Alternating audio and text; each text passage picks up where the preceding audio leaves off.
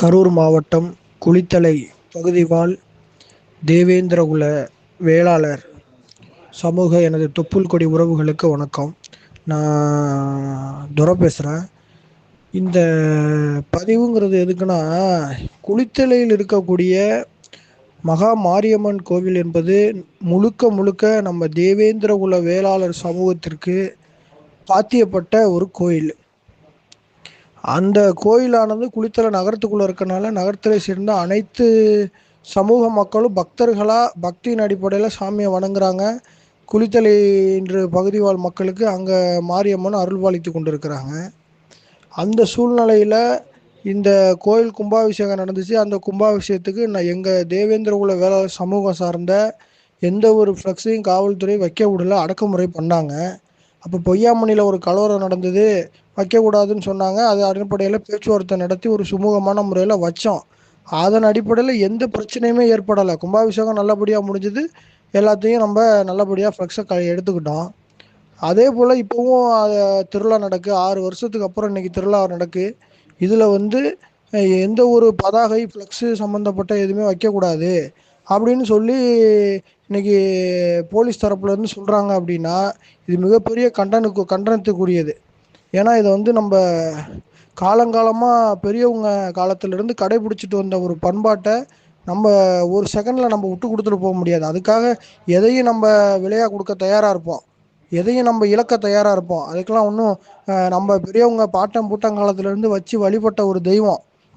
இன்றைக்கி குளித்தலையில் 4 பணம் வச்சுருக்கவனும் 4 அதிகாரம், நான் லோக்கலில் அதிகாரத்தில் இருக்கிறவனும் அதிகாரம் அடுத்த சாதியாக இருக்கனால இந்த கோயிலை சமூகத்தை சார்ந்து அதிகாரத்தை துஷ்பிரயோகம் பண்ணிக்கிட்டு இன்றைக்கி நாங்கள் தான் அந்த கோயிலை சுற்றி இருக்கிறோன்னு இப்போயே ஒரு பிம்பத்தை, ஒரு மாயையை உண்டாக்கிட்டு இருக்காங்க.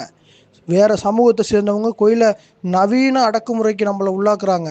நம்ம சமூகம், நம்ம பெரும்பான்மையாக இருக்கோம் குளித்தலை பகுதியில். நமக்கு பாத்தியப்பட்ட ஒரு கோவில். இதே நமக்கு இருந்த உரிமை தான், கடம்பூர் கோயிலில் இருந்த ஒரு உரிமையை நம்ம பறி கொடுத்துட்டு நிற்கிறோம். இதே குளித்தலை ஐயர்மலையில் இருந்த இதே நம்ம சமூகத்திற்கு இருக்கிற முக்கிய உரிமைகளை பறி கொடுத்துட்டு நிற்கிறோம். கேட்க ஆள் இல்லைன்னு நினைக்கிறாங்க.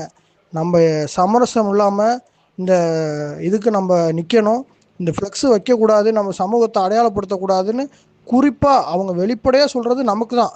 மறைமுகமாக அந்த ஃப்ளெக்ஸில் நம்ம பேர் இல்லை, ஆனால் அவங்க சொல்ல வர்றது நம்ம சமூகத்துக்கு தான். ஏன்னா மாரியம்மன் கோவில் என்றாவே நம்ம தான் அதை பண்ணுவோம். இதே கோவில் திருவிழா கடம்பூர் கோயிலில் நடந்தது.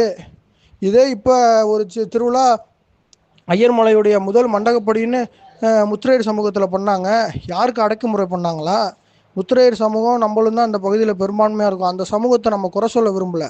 ஆனால் அந்த சமூகத்தையும் நம்மளையும் வேற்றுமையாக பார்த்து இங்கே இருக்கிற அதிகாரத்தில் உள்ளவங்க நம்மளை வேறுபடுத்தி பார்த்தா தான் இங்கே அரசியல் பண்ண முடியும், 4 காசு சம்பாதிக்க முடியும்னு அவங்க பண்ணுறாங்க. அதனால் இங்கே உள்ள நம்ம சமூகத்தை சார்ந்தவங்க இதை விட்டு கொடுக்கக்கூடாது. நாங்கள் வளரும் தமிழங்கட்சி இதுக்கு சமரசம் இல்லாமல் நிற்போம். ஓரிரு நாட்களுக்குள்ளே இதுக்கான பதிலை அரசாங்க தரப்புலேருந்து நமக்கு சொல்லணும்.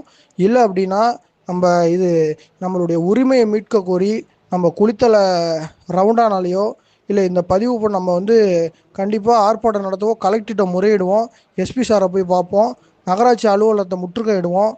அதனால் என்ன நடந்து என்ன வழக்கானாலும் என்ன சிறைக்கு போனாலும் சரி, காலங்காலமாக நம்ம பெரியவங்க கடைபிடிச்சதை நம்ம விட்டு கொடுக்கக்கூடாது. இது உங்களுடைய கருத்துக்களை இதுக்கு பதிவு பண்ணுங்கள். நன்றி, வணக்கம்.